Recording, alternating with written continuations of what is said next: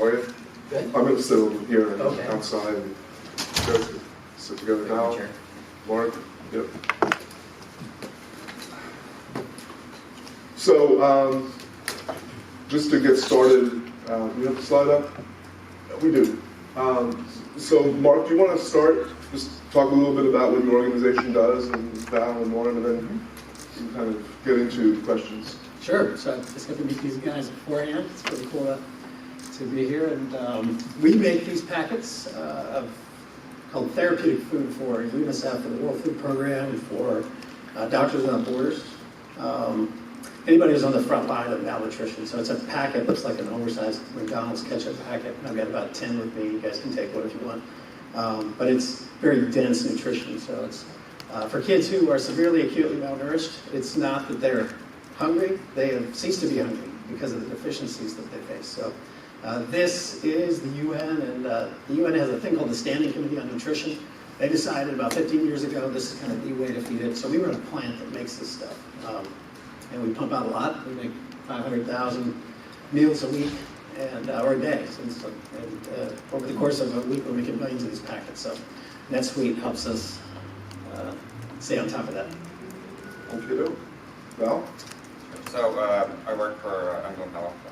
It's the largest not-for-profit insurance company in the New York metro area. We have about $8 billion in revenues, 3.1 million members, and we also have a partnership with a physician's practice. We have about 38 sites within the New York City metro area, and just recently we moved both companies over to the Oracle Cloud. We went through ERP, EPM, HCM, and SCM all within a 9-month period. So we implemented about 21 different modules, and we went live in November of last year. Thank you. So good morning. It's good to be here. With respect to TrueBlue, not probably a household name for many of you. What we do really is just put people to work and find people jobs. We are comprised of 3 separate divisions, and I'll just do that very, very briefly. People Ready, which is focused primarily on day labor, skilled labor. These are short-term assignments where we place individuals at customer sites and doing a whole range of broadly described as blue-collar jobs. Then we have another division, People Management, and that's focused really on longer-term assignments. And the best way to think about that is a group of contingent workers who are responsible for an entire shift at a warehouse or a manufacturing facility or even a distribution facility, together with temporary truck drivers who are delivering all of those goods that are either being manufactured or distributed. And last but not least, which is different from the first 2 divisions, and that is our PeopleScout division, which is the global leader in recruitment process outsourcing. Basically, large companies saying that we're not good at recruiting, so we'll give it to you, TrueBlue, to do for us. And so these are primarily very, very large companies who are doing large volume recruiting across the country, and we do their recruiting for them. So last year, just to give you a sense, we placed about 730,000 people into jobs and into work, and that's what motivates us and drives us. Thanks. So, what is your organization's growth trajectory, and how is technology playing a role in that? Can we start? Yeah, please. So, that's a hard one to answer because, of course, I can talk to you about our dreams. Yeah, that's fine. So we can dream. Right now, we're certainly smaller than Val's company. We're at $2.5 billion in revenue. And we fully expect to double in size, become a Fortune 500 company, and technology is critical to that. And I can kind of describe it from 2 perspectives. If I look to where we were, technology was really an enabler of our business model. It's what allowed us to do what we went to market to do. The future, and really we're in that future right now, is sort of transforming to a very digital future.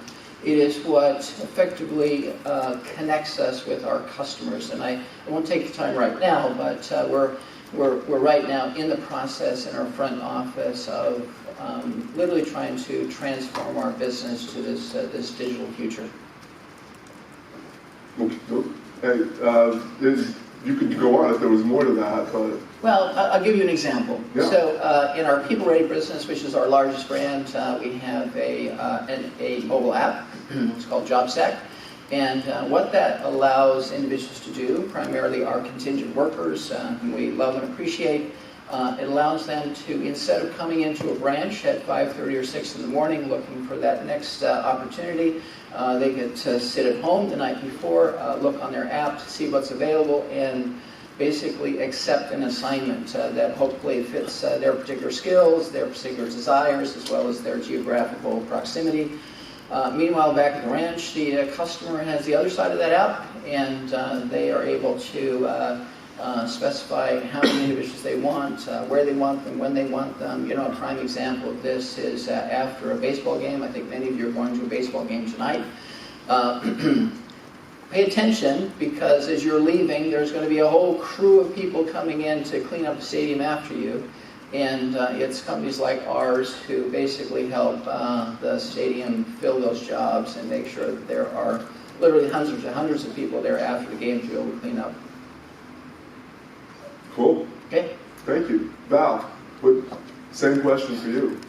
So we're actually trying to expand on two fronts. On the insurance side, we are a regional plan. We're trying to expand to other states, and we have plans currently to expand, sometime next year. So we're trying to grow our membership, our core sort of business. But on the other front, we're also trying to expand our physician practice. So currently we have about 38 sites. We're looking to build a few more and expand that as well, instead of just the New York City metro area, to kind of go through maybe more of the suburbs. So, we do have a lot of plans to grow both the insurance side and the physician practice. And how is technology helping you get there? So, it's helping us become more scalable. As we either acquire or build out new practices or areas, the time to market is a lot shorter, just because we'll have a streamlined process through the cloud, as well as we'll be able to look at, with the 38 sites, profitability, in real time as we, evaluate each of the positions and the practices and what kind of makes sense, as well as the demographics and where we're actually doing well versus where we kind of need to improve. So it's really sort of helping on both fronts. With HCM more on the compensation and physician side, and with the finance more on the P&L and site level sort of profitability. So it's been it's the early stages, because we just did move over to the cloud, but we see a lot of potential. Great. Mark?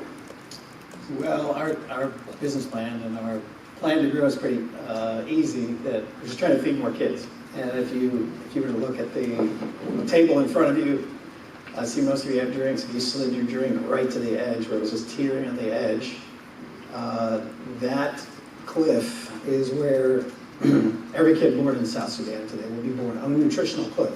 To a hungry mom, born hungry, lives hungry, and unfortunately dies hungry. And if you can grab that drink, if someone comes by and bumps your table, or if we have a Bay Area earthquake, or who knows the factors, we can't control all the factors, but we can move that glass back to the center of your table, and then things happen, then the glass doesn't fall over. Those kids, if our kids in this room fall down, they skin their knee. If those kids fall, they go off that cliff nutritionally. So these packets do that, and our plan to grow that is limited by global budgets to buy this stuff. So you've got, we're the small one on the stage here. We're about $25 million last year, but we started at zero about 8 years ago and started with NetSuite about 8 years ago, trying to manage that, trying to be more efficient, trying to get a handle on what it takes to put the 6 or 7 things in the packet to grow this. But one of my stats that's both disturbing to me and a little bit encouraging is last year Americans spent around $500 million on Halloween costumes for their pets. And the global budget for this stuff is about $250 million. So we're halfway to Halloween costumes for pets. So, I mean, it's a joke that's pretty sad. I say that, my wife said one time, you got to quit saying that because we have a Halloween costume for our pet. That's how shallow we are. And so, but the traditional approach for the nonprofit is 20 minutes of making you feel bad. So I get up and I try to make you feel bad, and they're like, oh, that's depressing, we're terrible people, I'm going to give you $20. And our approach is to say, what if we attack this from a business mentality? What if we said, we're not here to make money, but we're also not here with our hand out. We're going to manage this as efficiently as we can and try to grow this market. And so that's our plan for growth. And I was joking with Michael that we're sort of a NetSuite poster child because we have guys on fork trucks loading World Food Program containers with a Chromebook, looking at it and just looking. They might even know how to open NetSuite. They're looking at the latest indicators and kind of sweetlets from NetSuite. So we have a pretty elegant, cool implementation of NetSuite that helps us do that really well. So your business plan doesn't require making people feel bad to No, grow. not. Yeah. So we should feel a little bad about that, I think, but not just get crippled by that, because nothing gets solved by that. And what the solutions that we see in Silicon Valley are people being creative and innovative and using technology as a tool to say, I'm going to solve this problem. And so that's our plan, is to grow that space. And it's $1 billion problem, so we're a long way from it. But about $1 billion a year annually could potentially make this problem of severe acute malnutrition just go away from our earth. And the last thing I'll say is severe acute malnutrition kills more children every day than malaria, more than AIDS, more than TB, more than all 3 of those combined, and at times a couple. So it's a big problem, but it's not something we hear about.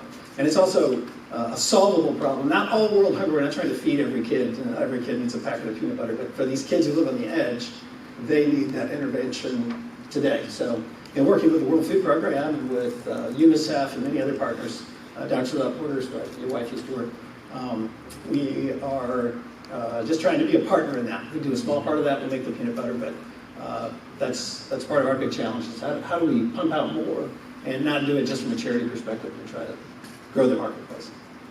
So Val, thank you for that. It's kind of hard to find. We are. I mean, it's heartening, to be part of a company that's helping an organization like yours that's doing such incredible work.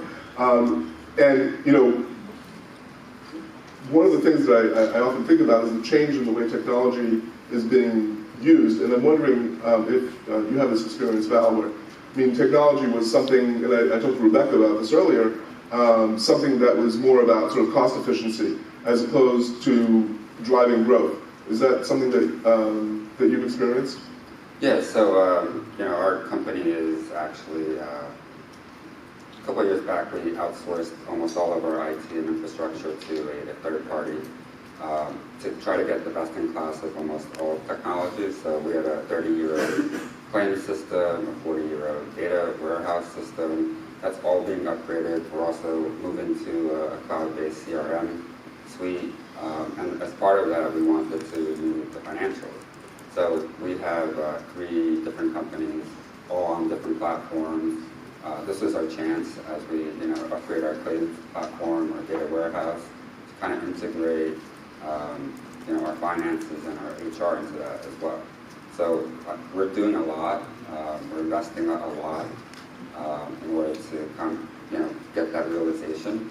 I will say that, because we did implement the finance and HR piece in 9 months, we were way ahead of the rest of the company, but that will then, kind of help as those other platforms go live, that we already have our, finance processes and, HR processes done.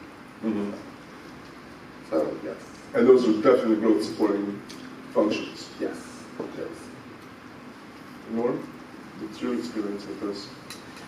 So with growth, in terms of enabling. Yeah, Well, actually, first I have to say, Mark, I feel thrilled that I do not have a costume for a pet. So I'm one of those that just does not. Just to put it in context, maybe it's similar to Val's story, so maybe I could just give you a quick context. So like Val, we implemented HCM, ERP, and EPM. And so... Oh, by the way, EPM, do you want to maybe tell the folks what... EPM is? Yeah. What it stands for? Yes, yes. Enterprise Planning. So it includes a variety of modules that really kind of sit on top, if you will, especially for those companies who have varying systems beneath that. In our case, those systems beneath that are entirely Oracle. So within that, you'd have consolidations and tax and ARCs in terms of reconciliation and a variety of other tools. So if it exists within those three, we pretty much implemented it, and we did that over the course of primarily 1 year, and then we have a few stragglers that we're finishing up in the current year. When I think about that, I mean, this is back office, and so you'd ask yourself, well, how does that facilitate growth? And I think first and foremost, what I would suggest is that what individuals within the business need is they need to be able to do business simply within the company. The less time they spend doing what they have to do, if you will, to deliver a service to their customer, the more time they can be spending with the customer, the more time they can be spending ensuring that that customer is not only fully satisfied, but we're able to meet hopefully more and more of their needs as they grow and we grow together with them. I think the other thing, I mean, it is a classic example, and we're no different than most companies, and that is it also plays a productivity role for us. Something I didn't mention earlier, and that is part of the growth strategy for us, is that if we take our RPO side, this recruitment process outsourcing, what customers are looking for from us is to say, it's great that you satisfy us here in North America, but we need you to satisfy us wherever we are in the world. And so one of the big reasons that we actually chose Oracle is that we felt confident that we could go with Oracle to any of those spots in the world that we are planning to go as part of our growth strategy. And currently, we're really focused primarily in North America, Europe with a beachhead in the UK, and Australia and New Zealand market. So there's lots of opportunity for us to grow, and this will certainly enable that growth.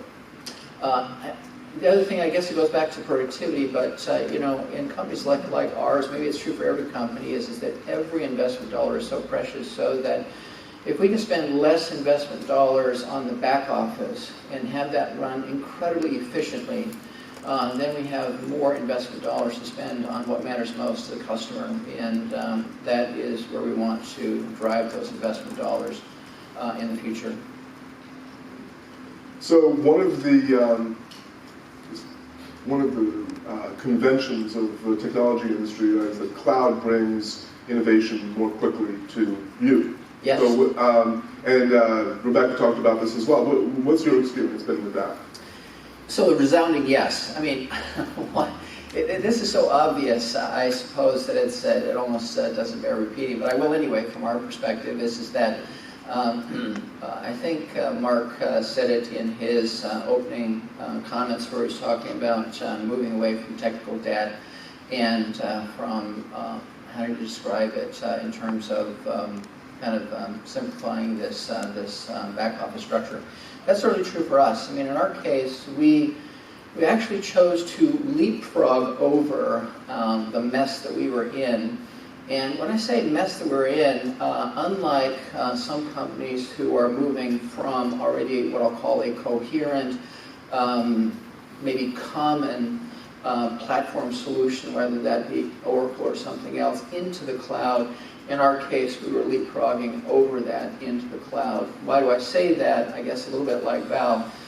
We were eliminating roughly 25 different applications and the interface spiderweb that connected all of those and made data integrity, one source of truth, analysis, and insight, and hopefully ultimately making better decision making is incredibly difficult.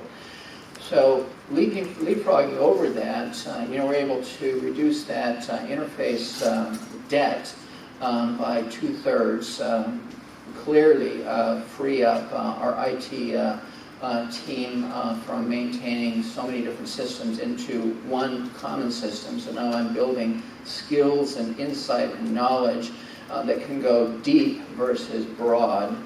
And I'm able to, which is really the win for us, is that every quarter I get to look forward to a Christmas package that we open up and we say, okay, what's new? Now, it's not a surprise quite like that. Obviously, we're anticipating, looking forward to it, and saying what's coming in the next patch or the patch after that so that we can prepare the organization for change.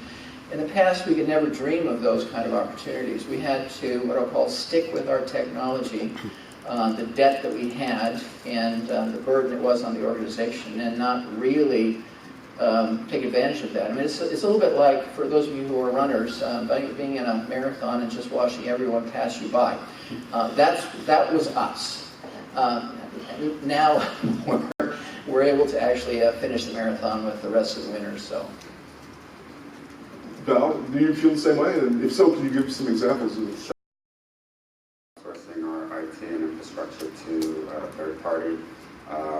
We kind of looked at our books and what assets that we had in the IT world to kind of move over or sort of write off. So when we kind of looked at ourselves, we had over 100 million of IT assets that were sort of meaningless because, you know, we had a very customized claims database, we had a very customized PeopleSoft financials. So every time we did something new, we would capitalize it, we would spend millions of dollars either to integrate or to do an upgrade. So, and then we put that up on our books. So when we were selling or moving our infrastructure over, we said, okay, what is this actually worth? How much value do we actually have? Right, so, it was an astronomical number. Our, depreciation just for amortization was like millions and millions of dollars. And it really provided no value, right? Because everything that we did, that we said was an asset, was just an asset to us. So we were stuck in this cycle of just making fixes to our either financial or claims system, and hiring a lot of consultants and making all these projects and putting it up on our books. And then when we came to sell it, nobody wanted it, right? So it really had no value. With the cloud, since everything is updated, like we're kind of forced to conform to the best practices that are being implemented and not rely so heavily on our own custom interface. And it also allows us to kind of tell our customers, which are internal, no, it's just not a feature. It's not a good idea. Before, we would always create projects and just create a widget or something and put it within our current model, and it just, we kind of realized when we went to sell it, it just did not have the value that we thought that it should. So it was a good eye opener for us. So Mark, you of course, you said earlier you were born on NetSuite. Mm-hmm. But how 2010, way back, 2010. Way back. We were young then. So how do you proceed? Do you think you could have gotten off the ground, without cloud? I was thinking back to we started. So we went out. We raised about $15 million to build this facility. I was working in Washington D.C. and then it was just me. And I called my friend Troy Dickerson, who's from the land of fruits and nuts out here in California, and he's a tech guy. And he came back with, when we built this kind of greenfield operation and we're putting up this facility, a food production facility, we had a lot of advisors. We didn't know nothing about what we were doing. So we had, I don't want to mention companies, but all companies that you have heard of every day, big companies that sent and loaned to us advisors that are in the kind of milk and peanuts and candy business, all came to us to kind of help us. And we went to them, to their plants, and we told them we were going to do this cloud-based thing with that. It just seemed sketchy to them, that was just really didn't. Especially we were in South Georgia, and you drive through South Georgia. We're in the poorest county in South Georgia, in Fitzgerald, Georgia. And when you drive through there, I live in Charlotte, but I drive down through this corridor, and there are signs that the politicians put up. It says, now entering the high-tech corridor, which is interesting because it is not high-tech. And so that. So you're the high-tech corridor. We sort of were as we jumped in there saying, hey, we're gonna kind of manage our whole business in the cloud. When internet's kind of a new thing in South Georgia. I lived in Africa for 10 years, and when I left Uganda, it was, I would say it's not false to say it was far advanced technologically than what we experienced in South Georgia. So, and again, really, the deck stacked against us, and it's been phenomenal. Because we've scaled 10 times since then, and that scale, NetSuite has just helped us seamlessly scale right with it and learn new things and really manage our information. For us, managing information is important because lives are at stake. So it's been, I don't know any different, but we were advised, you need to go old school and you need to have a big server setting in your plant, and to do it otherwise would really be, who knows what's going to happen when that goes down. And hasn't been the case. It's been great and better now that as our technological kind of infrastructure in South Georgia grows. It's been fantastic. So I could say much more, but I'll stop there. Thank you. Val, one of the things that, I guess one of the underlying assumptions that we've talked about is sort of the agility, and Norm alluded to this a little bit before, but what is the value to the organization of having an agile finance function? Who cares how quickly the books goes? There's always has to be some sort of ROI attached to it as well. So it kind of goes hand in hand, I think. The costs are less to maintain a cloud-based system rather than 20 different on-prem systems for 3 different companies. The skill sets that are needed are less because you have one platform rather than 20 different platforms. So we're able to do things faster. We're able to integrate projects faster, especially where it kind of comes on both the HR and finance side.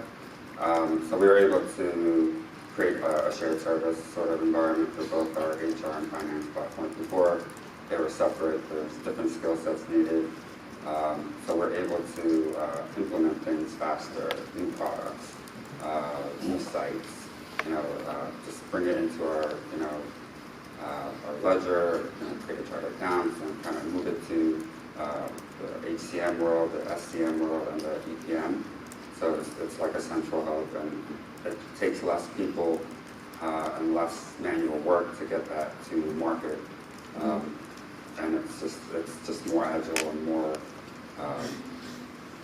It just makes better sense, and it takes less people to maintain, as well as we don't have to have all that kind of sort of tech support between. If we wanted to do something and we were kind of on our own on an on-prem system, we had to fix whatever needed to be fixed or upgraded. So that also took a lot of time that we no longer have to do. Norm, you mentioned you actually sort of made me think about this question when you were talking before. I'm just wondering, has the perception of finance changed within the organization as a result of this, or should I say, not necessarily directly as a result of this, but what is the perception of the rest of the organization of financing? How is that evolving? Well, that's an interesting question because just going back to our timing, so we, unlike Mark, we don't have this years in our rearview mirror. So the change is still very much happening. And so if you were to talk to our organization, they would look at finance. Some would actually say, "Why did you do this to me?"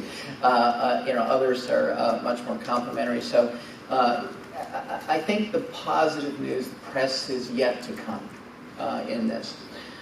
What I think the organization does, though, is they recognize that now the potential is much greater than it has ever been before. So said another way, what our organization, especially the internal customers are looking for is they say, look, I really need one source of truth. I need to have speed to decision. I need to have speed to action. They're facing the customer every single day, and in those customer interactions, they are interactions that happen with a tremendous amount of speed. These are customers who are looking for answers, especially in our business, that might be something that happens today, or something that happens tomorrow morning, or if there's an issue that has to be resolved right now. So that culture, if you will, translates back into the back office, looking for that same kind of speed. You use the word agility, which I would just describe as speed to change, and the ability now for us to be more responsive to the organization has dramatically increased. So, to say it another way, we have I think we have a great culture. We have great people who are in the back office who really believe they're involved in a cause of putting people to work, and so they'll do whatever they can, usually in the form of a manual workaround, to help the field to be able to service the customer. Well, now those manual activities translate into something that is automated. And of course, what we're the most excited about is what Mark was talking about, or Mark Hurd was talking about with respect to machine learning and what we get to do in the future with these repetitive transactions, especially in our business, and we become smarter and faster with those. So I think the good news is to come. I'm confident it will, because it certainly couldn't be any worse than it was. Well, and when I say worse than it was, I'm talking about the environment we're in, where so many customer responses had to be addressed manually. I'd like to open it up to questions at this point, and we have a question right in front. Just wait for the microphone, please. Ronald van Loon, social media influencer. Do you deploy already on-premise cloud? And what's this hybrid cloud strategy? How is it impacting your growth? And it's basically an open question to all of the three of you. On-premises cloud?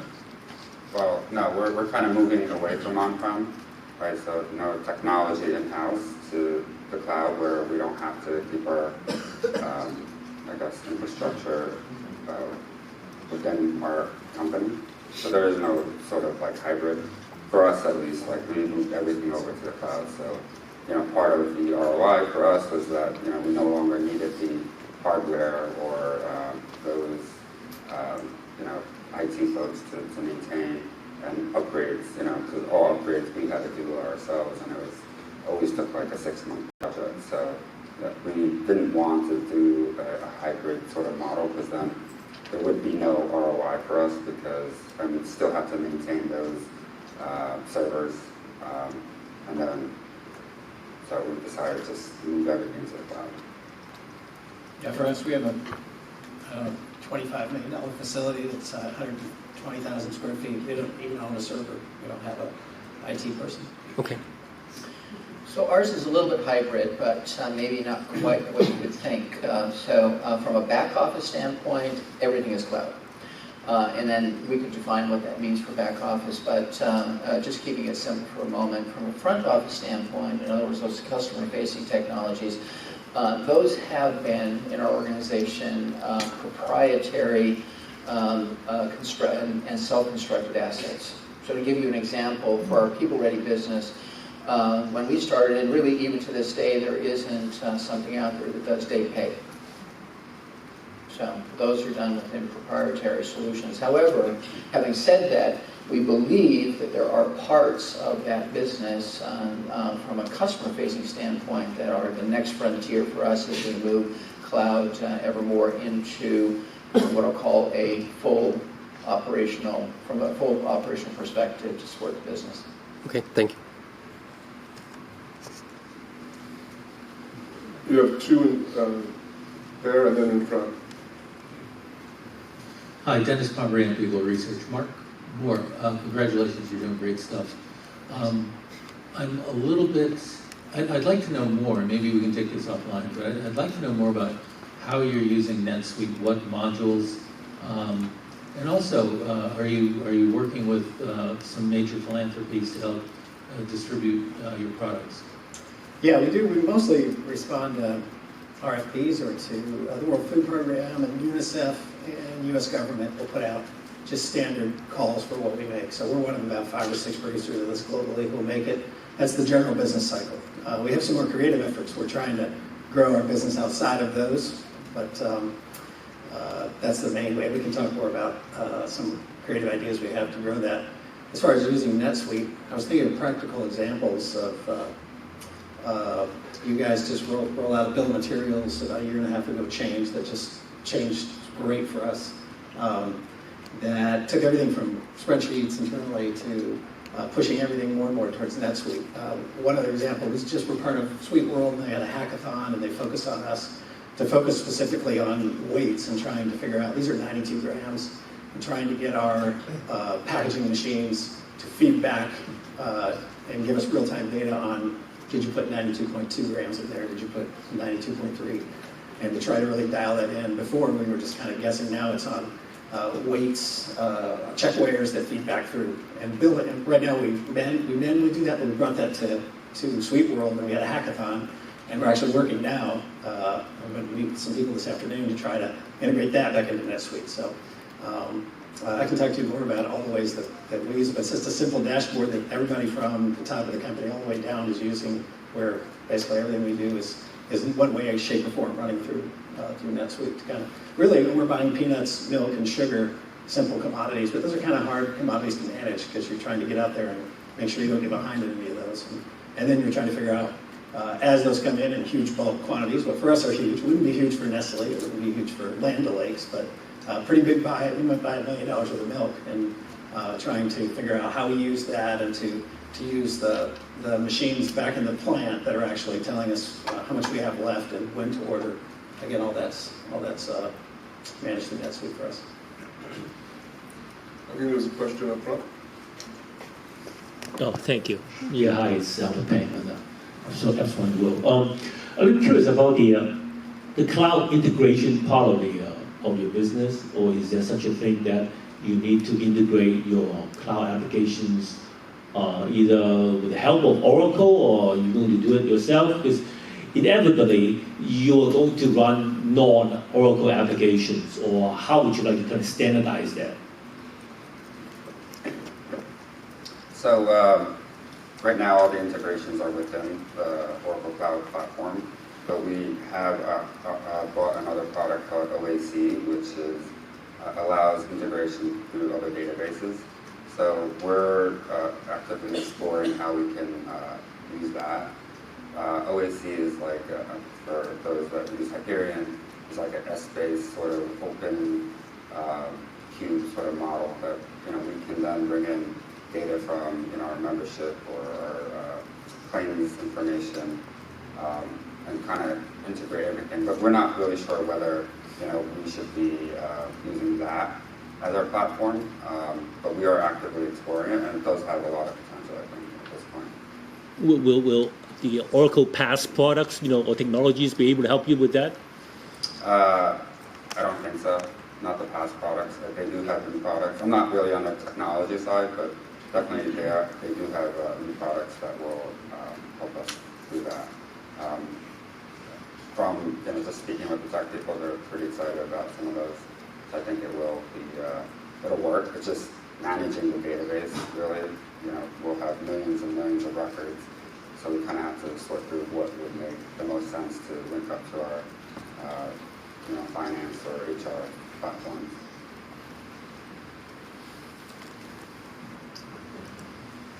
Hi, I'm Nico Grant with Bloomberg News. Pardon me if anyone addressed it earlier, but are any of you Oracle Autonomous Database customers by chance?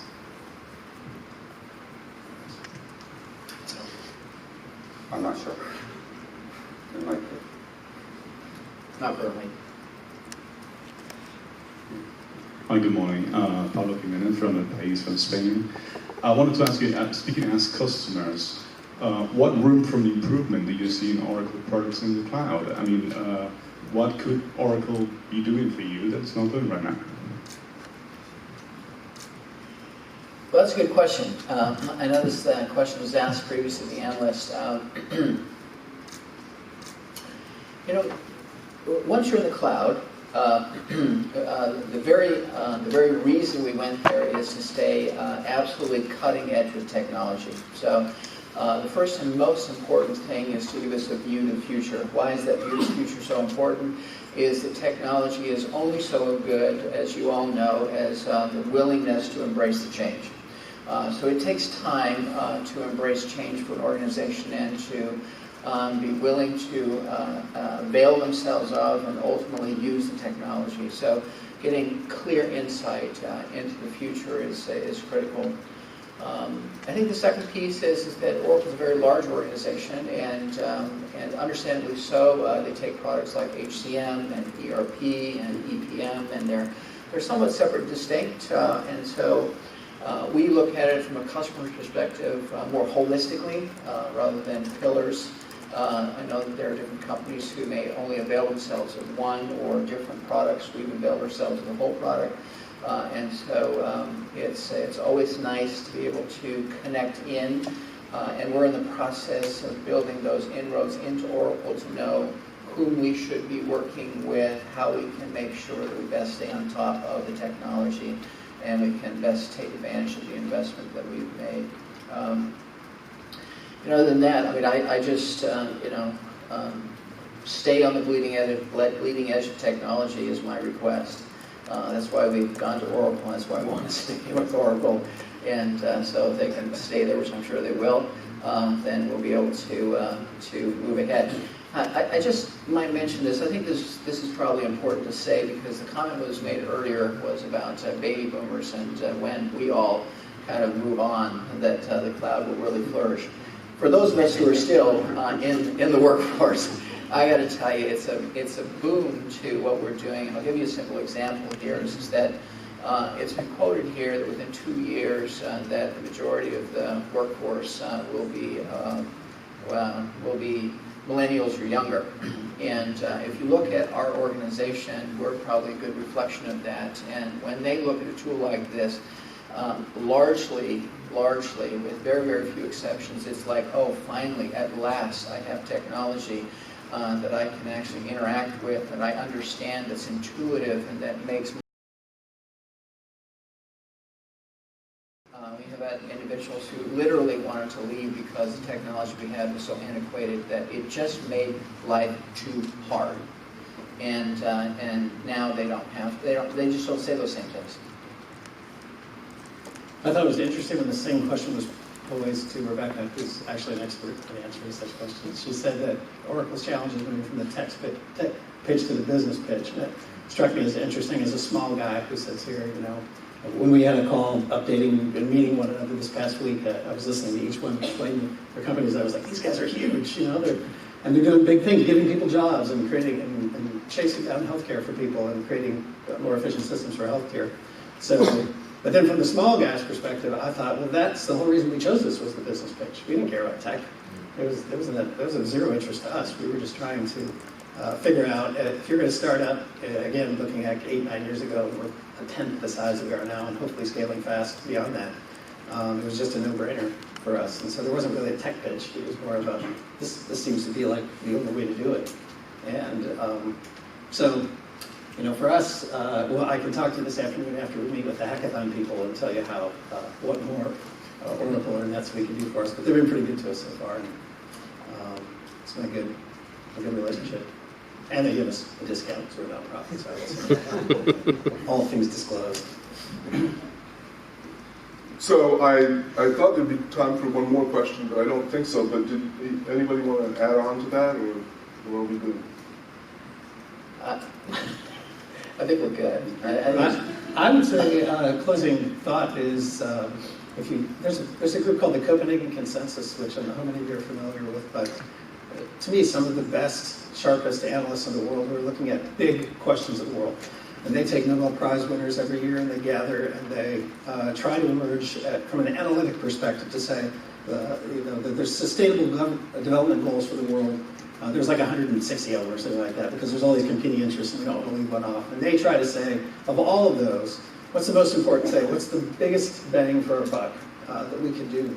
And for my colleagues here, that our three things are in the top of those. When the smartest people in the world and the Nobel Prize winners go over them and say, how are we going to tackle the world's biggest problems? They talk about jobs, they talk about healthcare, and But I will say for severe acute malnutrition, the number one thing for the last 5 years running has been to get nutrition to kids under 6.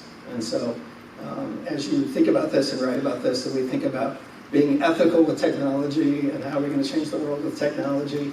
Of course, my nonprofits thing is my nonprofits thing. There are important things that are being done with cancer and with all kinds of broken markets out there. But one that is often forgotten is the space of nutrition, and specifically for kids under 6. And yet we have the world's best analysts saying, we got to do that. We got to tackle that because it's actually solvable and it's actually something that we can knock out within our lifetime. So thanks to NetSuite and Oracle for being a huge, huge partner with us.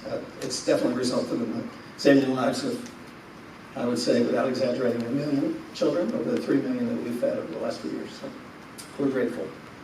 Well, Mark, thanks for your passion. We're all grateful for that. And thank you for being here, all three of you. Thanks very much.